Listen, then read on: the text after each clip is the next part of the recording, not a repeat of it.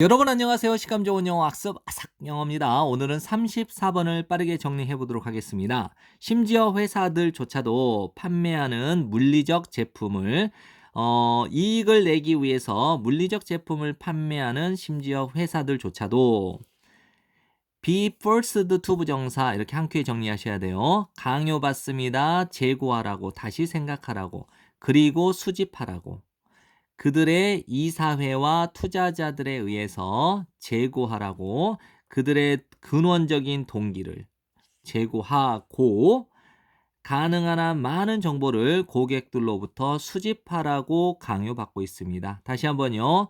이익을 내기 위해서 물리적 제품을 판매하는 그 회사들조차도 이사회와 투자자에 의해서 강요받습니다.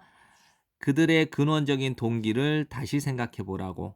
그리고 고객들로부터 가능한 한 많은 데이터를 수집하라고 강요를 받고 있대요. 슈퍼마켓은 더 이상 모든 그들의 돈을 버는 것은 아니에요. 판매하면서 그들의 농산물과 제조된 제품을 판매하면서 모든 돈을 벌고 있는 게 아니라는 거예요. 이제 여기서는 이제 나오지만 이제 고객 정보를 가지고 돈을 벌 수 있기 때문에 그 이사회와 투자자에 의해서 어떠냐? 너네가 원래 근원적인 동기는 뭐예요? 원래 제품을 판매해서 돈을 벌어야 되는데 이걸 다시 한번 생각을 해보고 많은 데이터를 고객으로부터 많은 데이터를 수집하면 이게 돈이 되니까 여기에다가 눈길을 돌려라. 고객 정보를 수집하는 눈길을 돌려라. 이런 얘기가 나오고 있습니다. 그들은 제공합니다. 여러분에게 고객 우대 카드를 제공을 해요. 그 고객 우대 카드를 가지고 그들은 추적을 합니다. 여러분의 구매 행위를 아주 정밀하게. 다시 한번요. 그들이 여러분의 구매 행위를 정밀하게 추적하는 고객 우대 카드를 여러분에게 제공을 합니다.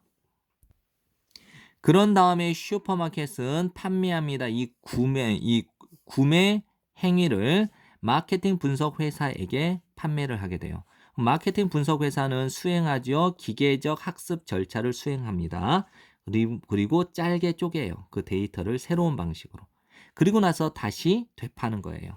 그 행위의 데이터를 그 상품을 제조하는 업자들에게 다시 마케팅 통찰력을 주는 그 정보로서 데이터와 기계 학습이 자본주의 체제에서 가치의 화폐가 될 때, 한마디로 말하면요, 이 데이터가 정보가 자본주의 체제에서 돈이 될 때, 그렇게 되면 모든 회사의 자연스러운 성향은 어떻게 되겠어요?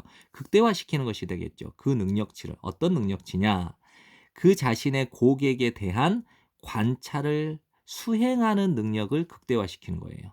고객을 잘 관찰해 보니까 유의미한 데이터가 나와요. 그럼 그 데이터가 돈이 될 수 있으니까 고객을 관찰하는 것을 수행하는 그 능력을 최대치를 만들겠죠. 그게 돈이 되니까. 왜냐하면 고객 그 자체가 새로운 가치 창출의 이 장치이기 때문이죠. 네, 지금까지 공부한다고 고생 많으셨고요. 복습 많이 하시고 좋은 성적 받으세요.